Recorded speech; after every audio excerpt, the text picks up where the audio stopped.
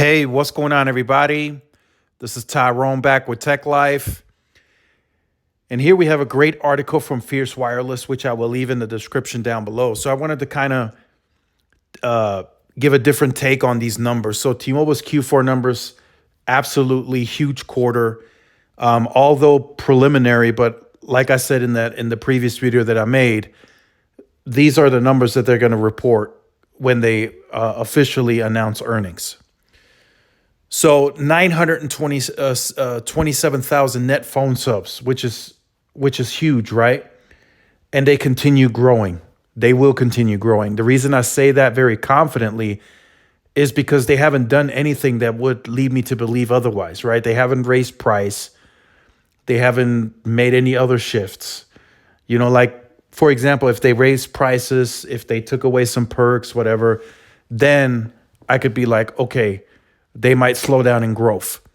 But it's quite the contrary. The 20% insider discount is back, I'm hearing, on the Magenta Max. That will be used heavily in Q1. I'm also hearing, I don't know the full details, but I'm also hearing a insider discount is now available for home internet. So just continued growth is to be expected throughout 2023 for T-Mobile. Now, what different take that I want to take on this? What I wanted to say is something's eventually got to give, right? T-Mobile says they're going to be comfortable in that $9 to $10 billion Capex range moving forward.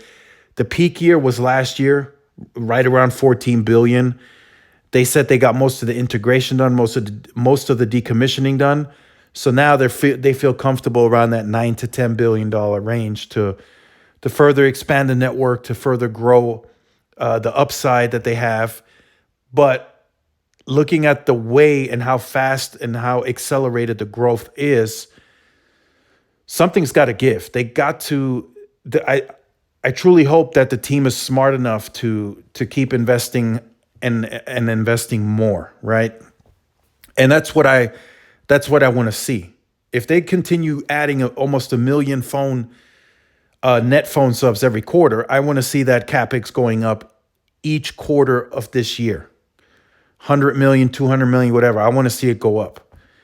And also I want to see when they start implementing that millimeter wave plan, I want to see a separate Capex for millimeter wave. I don't want $3 billion taken out of the current Capex.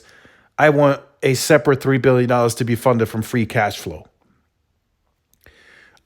I don't want that if the 9 to 10 billion is going to remain, I don't want that touched for millimeter wave. I want a separate fund for millimeter wave, because that's just, if you take an additional 3 billion out of the 9 to 10 billion, that means something is just not going to get done for the fiscal year.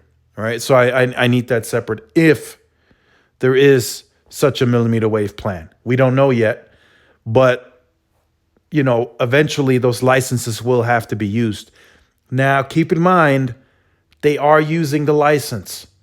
They may not be using it to the extent that you would like them to use it, but they are using the licenses, right? They have it up and running in 8 cities. They're deploying it at stadiums. I am hearing they have millimeter wave ready for the Super Bowl.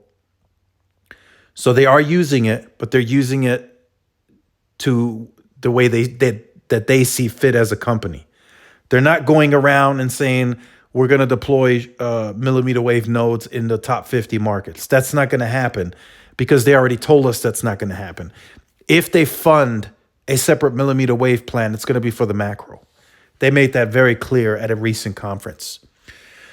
So that's kind of my take. If T-Mobile continues to grow, they will need to fund the network at a higher clip. And me speaking to a few other people as to what's expected very confidently where T-Mobile is going to be in about 3.5 to 4 years, they may have to fund the network at a much higher clip than most are anticipating. Because if you look at the current trajectory, if T-Mobile continues growing, eventually they will have the most total connections out of any carrier. Now, they keep bringing up the free lines. I get it. They're out there. But it hasn't hurt T-Mobile financially. They continue increasing the ARPU. They continue increasing the ARPA.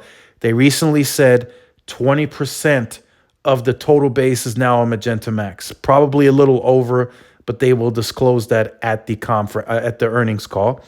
60% of new people, new foot traffic that's coming to T-Mobile, switchers, are choosing Magenta Max. That is a big deal.